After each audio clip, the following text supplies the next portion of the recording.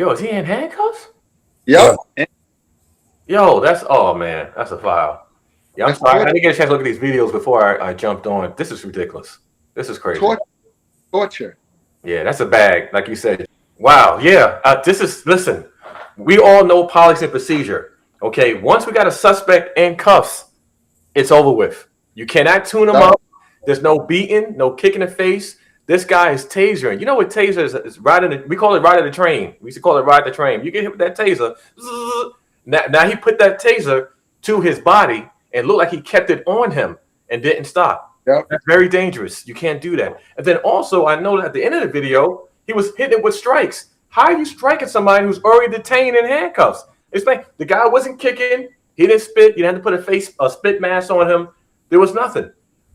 Those two need to be fired because the other officer didn't do anything to stop him as he was hurting the suspect. Again, once we have a suspect in custody, there's no such thing as tuning up. There's no such thing as hitting and punching and keep. We don't do that. That's a complete violation of policy and procedure. And like you always say, Joe, that person is getting the bag. These two cops deserve an F. Matter of fact, you need to hand your badge in tonight because what you did is completely wrong. You're done. You're done. And I think you mentioned before in the outset one time before, Joe, there needs to be a panel where you have to get insurance, and that if something happens, your insurance is getting taken away from you. You're getting sued based on insurance you have provided because you did something wrong. There's outside of policy, and then you're dismissed. You're done. This can't happen. This is the reason why some officers have some suspects have PTSD. Look, he complied, and you still beating on him. That's egregious, guys, all the way around. I don't know how else to put it. Yeah. And the only thing I would add, because I totally agree, when it gets, I mean, don't get me wrong, and I do have room for gray area because not everything is, you can't police totally from policy and procedures. Sometimes you're going to have gray area. Beyond gray area, I would add criminal charges.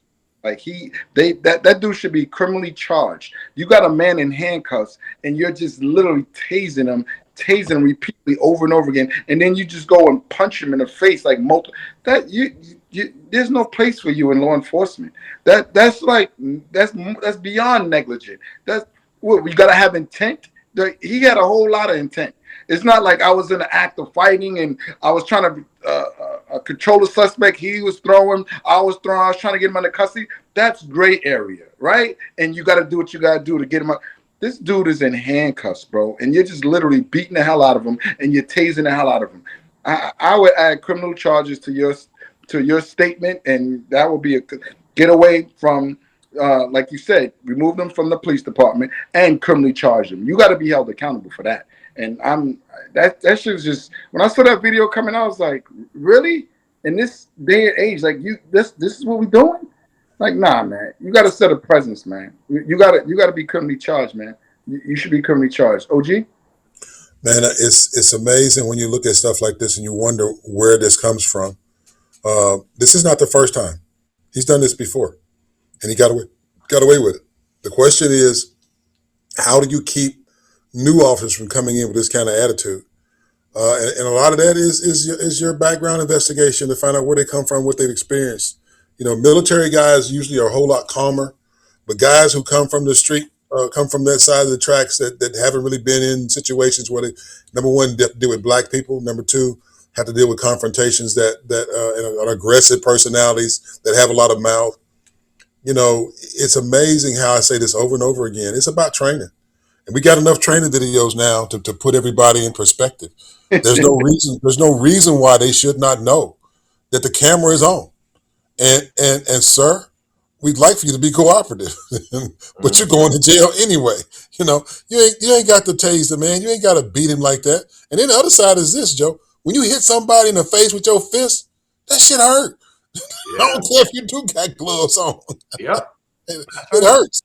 So essentially, we got to do a better job of training. We got to do a better job of making sure these people understand the consequences of their actions. And here's the sad part. See, he could resign and leave before the investigation is completed. And some police department will hire him. They'll hire him because the DA for the other department go, you know what?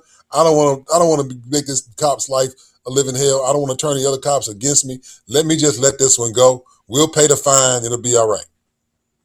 The taxpayers will pay the fine. That's right. And that's the sad part about it. Like, you know, when I was doing my bad cop bill, one of my recommendations is, take their penalties off of the taxpayers. Taxpayers should be paying for this officer's bad behavior. Like his criminal, taxpayers shouldn't be paying for it. Every officer should have to go out and get insurance and let the insurance. And if you can kind of beat yourself right out of law enforcement. You keep getting hit with complaints and you found to be out of policy and procedure, then your policies are going to get bigger and bigger and you're not going to be able to pay your premiums. And next thing you know, you can't be a police officer. Now, if you within policy and procedure, then it's like anything else. You're covered. We'll cover you under anything that your actions, as long as it's consistent with the law, policy, and procedure. But if you just out tasing and beat, you're on your own, man. And then let them, when he gets sued, let his own policy have to pay that bag. I guarantee you will see a lot of these excessive force complaints, a lot of these civil complaints go away quick, fast. Because I don't know if you guys heard it before, but there's plenty of times where I arrived on scene and everybody's chill, he's done. They're like, yo, he ran. I'm like, so what? He's done. Put cuffs on him.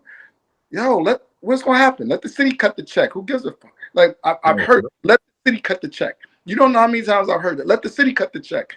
Like there's no repercussion. Like we can literally go out and beat the hell out of you, and the citizens they'll have to cut the check. Like it's just that simple. And it's just sad that there's no penalty for the officer. No penalty. 100%, Joe. 100 on that, brother. So take away that let's cut the check, and you thinking about he got cuffs on. How I'm gonna argue this? How I'm gonna argue this? How I'm gonna justify this man cuffed and we're tasing him and we're punching him in the face?